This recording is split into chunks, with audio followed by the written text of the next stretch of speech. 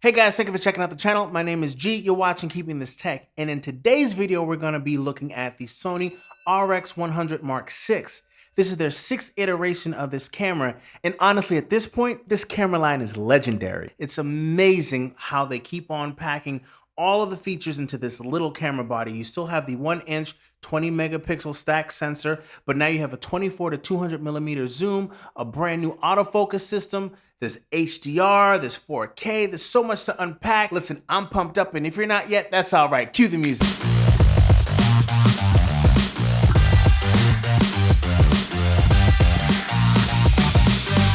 All right, let's go. Now guys, this is my first Sony camera, and when I was doing my research about the RX line, there were 3 common themes that rang true for all of the RX100s, including this new one. The first one being that they're super expensive, especially if you consider what you can get with an interchangeable lens system. For each of their releases, it's always been, wow, that price tag is like, yikes. The second thing is that these cameras take amazing images, great video, and have always been a standout for this class of camera. And that's mainly because the image quality from the RX100s have come close to rivaling that of the DSLR. The third being that these cameras are awesome, but they always leave you wanting a little bit more, and there's a few things that are always left to be desired with these things, and this Mark VI is no different. Anyway, where are my manners? Let me show you around. So on the right side, you have some ports, your HDMI port as well as your USB port, which is used for charging and for accessories. At the top, you have your movie record button, your function, your menu, your directional dial, your review, your delete/custom buttons. At the top, you have your shooting modes, your power on and off, your zoom, also your flash. This pops up and you're able to angle it so you can bounce the flash off the wall or the ceiling so it doesn't have to be so harsh. And then over here is your pop-up finder. We'll talk more about that later. There's NFC, Wi-Fi, and Bluetooth. So on the bottom here, you have your tripod thread. You also have the battery compartment, and this is also where you'd put your memory card. So now it's time to talk about the features. And man, oh man, Sony loaded this camera up with features. So let's start off with the 1-inch stacked 20 megapixel sensor. Now, it's called a stack sensor because it's made up of 3 parts, a 3-in-1 system. Now, the other sensor in there is the Refresh Bionz X system, which is responsible for the fast autofocus system. It locks in focus at 0.03 seconds.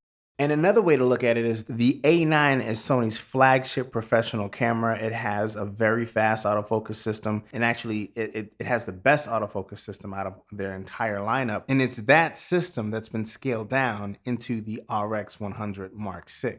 They've increased the IAF tracking, the facial tracking, there's various autofocusing modes, all of that has been improved. So that's incredible. Now pair that with the fact that you can still take 24 pictures in a second with this camera, and the buffer has been increased to 233 images. That's JPEG, but it has also been increased for RAW. That makes an exceptional camera. Now, for a point and shoot, quote unquote, I guess that would typically stop there, but not for the RX100. No, because we didn't even talk about the lens yet. The lens now is brand new. It's a Vario Sonus Carl Zeiss lens. It goes from 24 millimeters to 200 millimeters equivalent, and that's with a variable aperture of about 2.8 to 4.5. That at 4.5 is crazy for that range. And 2.8, I understand that that's actually changed from last year. It's a bit slower, but Sony says it has that secret sauce to make up the difference. I don't know. A stop is a stop, but I can tell you I never had the 1.8, so I don't know what I'm missing there, but I could see that being a bit of a downgrade for people who might be thinking about upgrading to this camera. That being said, the quality on this lens is amazing. The dynamic range is phenomenal, like the colors, like the detail, all of that stuff just pops. It's just a great lens. It has all these steps for stabilization, get that zoom so you don't have to be up close, you can get that shot. It's really, really good. This is as versatile as you'll ever need it to be. Anyway, 4K is captured actually at 5K and then downsampled to 4K. It's using 100% of the pixels, so there's no cropping or anything like that. Really, really good 4K capture. I believe it's 4K 30 at 100 megabits. So the caveat there is that it only records 4K at 5 minutes at a time. It does record 1080p 60, again up to 30 minutes at a time. The camera does tend to overheat if you do that consecutively, so that's a thing. And for the first time ever on an RX camera, HLG and S-Log3 are now included. So you can capture HDR for color grading later on in post. There's a lot of color profiles on this camera as far as video capture is concerned, so that's really cool. And using the high frame rate mode, you can record up to 960 frames per second for super slow-mo. There's been some other notable changes to the hardware from the 5 to the 6.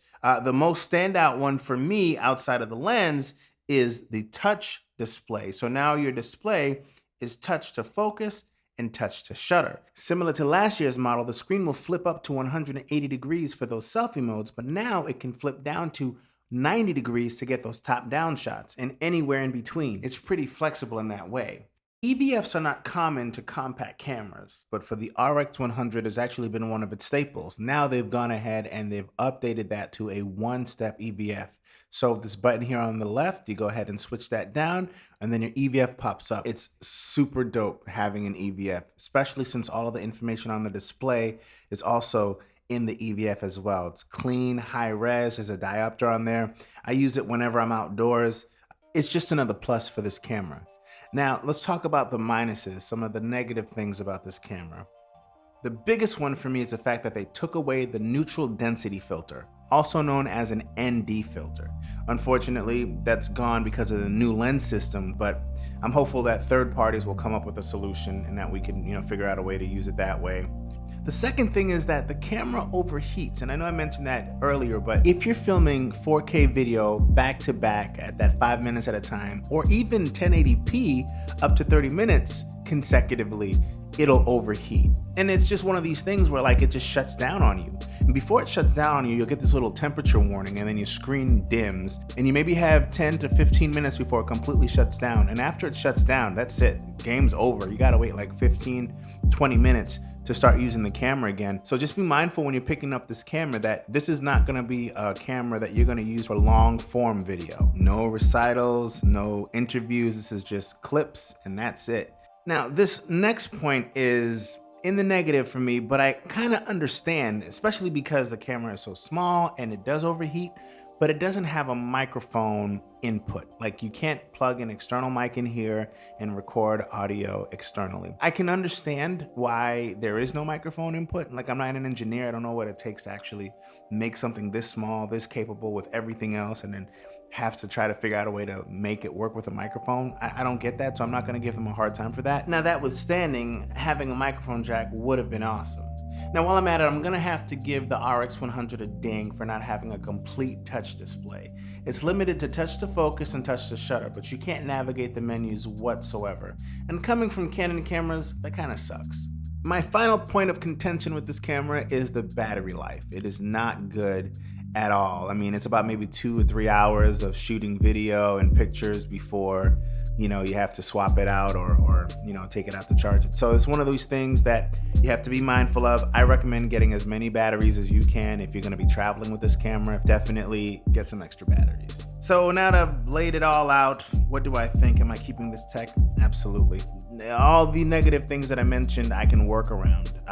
Taking quality images, like DSLR-like quality images with a camera that can fit almost in my pocket, a camera that is super versatile, that can capture moments as my children running around doing all this stuff that they do at parties, being able to go to events, being a guest at a wedding without having to carry around the lenses and the big old DSLR and then feeling awkward doing so. This is just perfect. And the fact that you could really dial in on this camera and get the most from it, there's manual control for the pictures and video, auto mode, which is great. We didn't even talk about that, but there's scene detection and there's backlit mode. There's just so many things that go along with the camera, and pair that with the fact that it takes unbelievable 4K footage. It's just an amazing camera. I keep on saying amazing, and that's because I can't overstate how awesome this camera is. It really is that good. So if you're willing to get past the price, then I definitely recommend this. The good news is that if you don't care for the zoom, all of the previous RX models are available for sale at a lower price. So tons of options. Sony has announced that they're re-releasing the 5 as the 5A At the time of this recording, it's a month from its launch. It's going to include most of the software features that are found on the 6. So you're going to get that increased buffer, the new autofocus system, the faster time to lock in and focus. So there's a lot of cool things that's from the 6 that'll be on this 5 that'll still allow you to keep that fast aperture, that 1.8 to 2.8. You'll get to keep the neutral density filter, all that good stuff that made the 5 awesome. For me, having the zoom, having the articulating screen go 90 degrees, the one-touch EVF, those things are important to me. So anyway, I hope that helps. If I left anything out or if you have any questions, feel free to leave a comment below. If you like this video, please hit that like button. And if you feel so inclined to do so, subscribe. It's your boy G. You've been watching Keeping This Tech. Peace.